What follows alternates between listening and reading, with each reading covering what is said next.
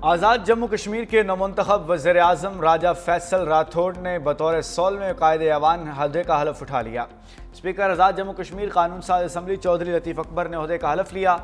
तकरीब हल्फ बरदारी में chairman Bilawal Bhutto Zardari, Faryal Talpur, governor KP Faisal Karim Kundi और गवर्नर गिलगित बल्तिस्तान सईद मेहदी शाह समेत पीपल्स पार्टी के सीनियर रहनुमाओं की शिरकत। वज़ीर-ए-आज़म राजा फैसल मुमताज़ राठौड़ का कहना था, आज़ाद जम्मू कश्मीर से पाकिस्तान का लाजवाल रिश्ता कायम करने वाली जमात पाकिस्तान पीपल्स पार्टी है। अवामी फलाह व बहबूद रियासत की जिम्मेदारी है, हम मुख्तसर अरसे में डिलीवर करके जाएंगे।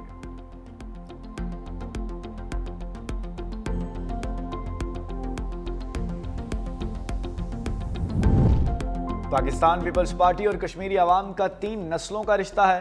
कायदे अवाम जुल्फ़िकार अली भुट्टो ने कश्मीर के अवाम की सही नुमाइंदगी की। वज़ीर-ए-आज़म आज़ाद जम्मू कश्मीर की तकरीब हल्फ बरदारी के बाद खिताब करते हुए बिलावल भुट्टो जरदारी का कहना था, मैं कश्मीरी अवाम को मुबारकबाद पेश करता हूँ। मैंने कश्मीर में सियासत को बहाल किया।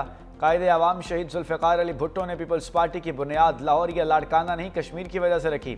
PDM के दौर में दिल पर पत्थर रख कर आज़ाद कश्मीर का फैसला मान लिया। कश्मीर में हमारा मैंडेट छीन कर कठपुतली वज़ीर-ए-आज़म बनाया गया। माजी के फैसलों की वजह से कश्मीर में सियासी खला पैदा हुआ।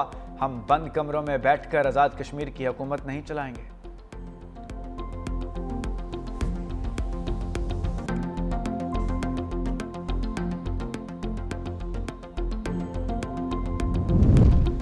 भारतीय आर्मी चीफ के हालिया बयान से अस्करी क़यादत के ज़हनी इंतशार और तजादात आश्कार। भारतीय आर्मी चीफ ने ऑपरेशन सिंदूर में कामयाबी का दावा किया तो साथ ही जंग जीतने के लिए मजीद असलहा खरीदारी का इफ्तराफ भी कर लिया।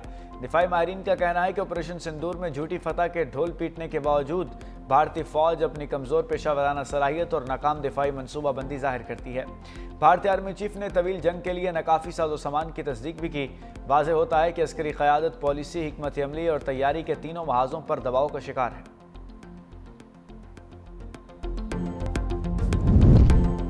पाकिस्तान के लिए बड़ी खुशखबरी, रेकॉर्डिक मंसूबे से सोने और कॉपर की पैदावार दिसंबर 2028 तक शुरू हो जाएगी। मंसूबे का मुकम्मल इंतजाम कंट्रोल बैरिक गोल्ड कंपनी के पास है। कंपनी 50% शेयर्स की मालिक, 25% शेयर्स पाकिस्तान की पेट्रोलियम कंपनियों जबकि 15% हुकूमत बलूचिस्तान के पास हैं। रेकॉर्डिक मंसूबे पर 10 से 15% काम मुकम्मल हो गया। ज़रूरियात का तखमीना $7.7 अरब लगाया गया। मंसूबे के दोनों फेज से बलूचिस्तान को मजमूई तौर पर $26 अरब बराह रास्त मिलेंगे। मुकामी कम्यूनिटीज़ के लिए साफ़ पानी, 7 प्राइमरी स्कूलों की अपग्रेडेशन, 7500 रोज़गार के मौके, 2300 मुकामी मुलाजमीन के रोज़गार की फराहमी समेत तरक्याती फ़वाइद फराहम करेगा।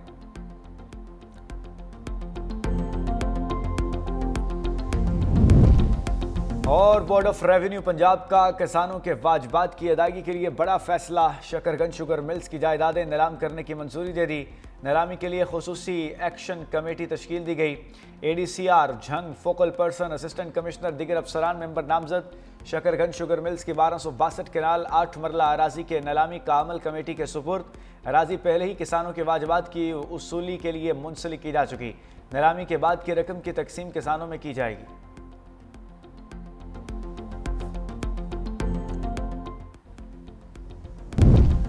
ओपोजिशन इत्तेहाद कायम की बहाली की तहरीक शुरू करने का ऐलान, पार्लियामेंट से सुप्रीम कोर्ट तक वॉक की जाएगी। PTI रहनुमा असद कैसर ने कहा, अमन व अमान का क़याम सिक्योरिटी इदारों और हुकूमत की जिम्मेदारी है। हुकूमत सारा दिन मुखालफिन के खिलाफ केसेस बनाने और नाजायज़ आइनी तरामीम करने में मसरूफ़ है। मजलिस वहदतुल मुस्लिमीन के अलामा राजा नासिर अब्बास ने कहा कि ये मुल्क में बाहर निकलने का वक्त है ताकि आइंदा नस्लों को बचाया जा सके।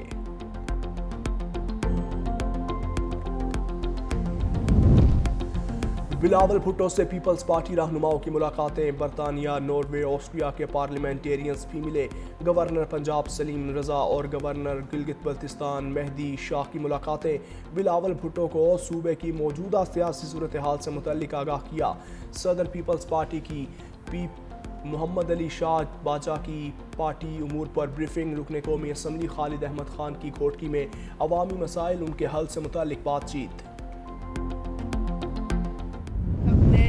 एक जुबान होकर MQM के इस आईनी तरमीम को 27वीं आईनी तरमीम के साथ लाने की हिमायत की। स्टैंडिंग कमेटी में जो बिल या 27वीं आईनी तरमीम की जहां पर डिस्कशन हो रही थी, जहां पर बहस हो रही थी, हमने वहां पर अपना मुकदमा जीत लिया। वहां पर हमारे पास नंबर ज्यादा थे, लेकिन हम इल्जाम भी नहीं लगा रहे, हम बात कर रहे हैं। पाकिस्तान पीपल्स पार्टी इस बिल को इस 27वीं तरमीम में सपोर्ट करने के लिए तैयार नहीं थी। पीपल्स पार्टी की मुखालफत की वजह से 27वीं तरमीम में हमारे बिल को शामिल नहीं किया। वफाकी वजीर मुस्तफ़ा कमाल का इल्ज़ाम। तकरीब से खिताब में कहा कि बल्दियाती निज़ाम से मुतल्लिक MQM की तरमीम आइंदा महीनों में आएगी और मंजूर भी होगी। 27वीं तरमीम की हिमायत के बदले वजारतें ले सकते थे, लेकिन MQM ने आने वाली नस्लों के मसाइल का आईनी हल पेश किया। तमाम जमातों के पास गए, उनके साथ मुकालमा किया।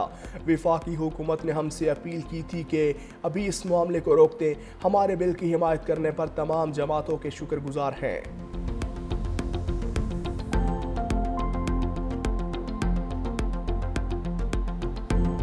शर्जीलिना मेमन का मुस्तफ़ा कमाल को करारा जवाब। प्रेस कॉन्फ्रेंस में कहा, मुत्तहिदा ने हमेशा बेबुनियाद इल्ज़ामात और झूठ की सियासत की। 27वीं आईनी तरमीम का आगाज़ बिलावल भुट्टो की ट्वीट से हुआ। MQM का इससे कोई ताल्लुक नहीं। बल्दियाती इंतखाबात में भी MQM राह फरार इख्तियार करती रही। अब नए सूबों का नारा मुर्दा सियासत को जिंदा करने की कोशिश है। वज़ीर बल्दियात नासिर हुसैन शाह बोले, कराची का इंफ्रास्ट्रक्चर बतदरीज बेहतर हो रहा है। गली महल्लों की बेहतरी के लिए भी इक़दाम जारी हैं।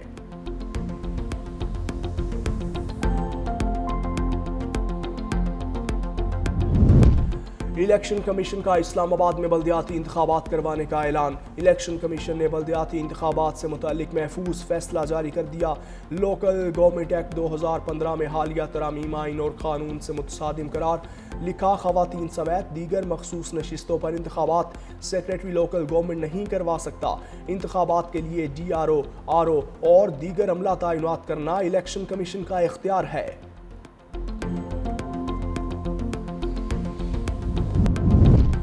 बरतानवी शहरियत के ख्वाहिशमंद अफराद के लिए बुरी खबर। गैर कानूनी तारकीन वतन को फौरी तौर पर मुल्क बदर किया जाएगा। सियासी पनाह लेने वालों के लिए मुस्तकिल रिहाइश हासिल करना इंतहाई मुश्किल। अब मुस्तकिल रिहाइश के लिए 20 साल इंतज़ार करना होगा। सियासी पनाह की मुद्दत 5 साल से कम करके सिर्फ 30 माह कर दी गई। बरतानवी वज़ीर दाखिला शबाना महमूद ने पार्लियामेंट में इस्लाहाती मनसूबा पेश कर दिया। कहा, सियासी पनाह का मौजूदा निज़ाम बेकाबू और गैर मुनसिफाना है।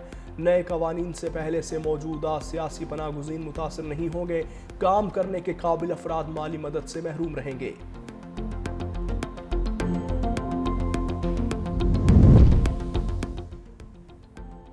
ईरान ने भारतीय शहरियों पर वीज़ा फ्री एंट्री पर पाबंदी लगा दी। फैसले का बाज़ाब्ता ऐलान कर दिया।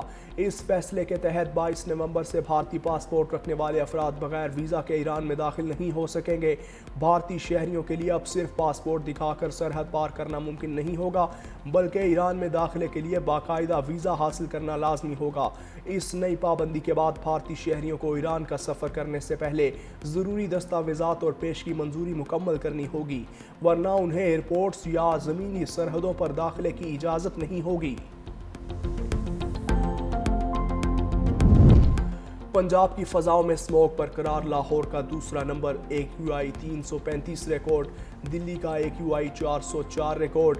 तिब्बी माहिरीन की शहरियों को मास्क पहनने की हिदायत। सुबह के वक्त धुंध के बाइस मोटरवे मुख्तलिफ मकामात से बंद।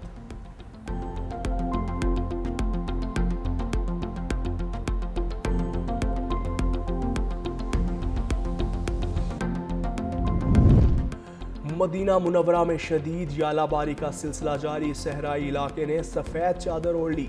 शदीद तूफान और यालाबारी के बाइस सर्दी की शिद्दत में इजाफा हो गया।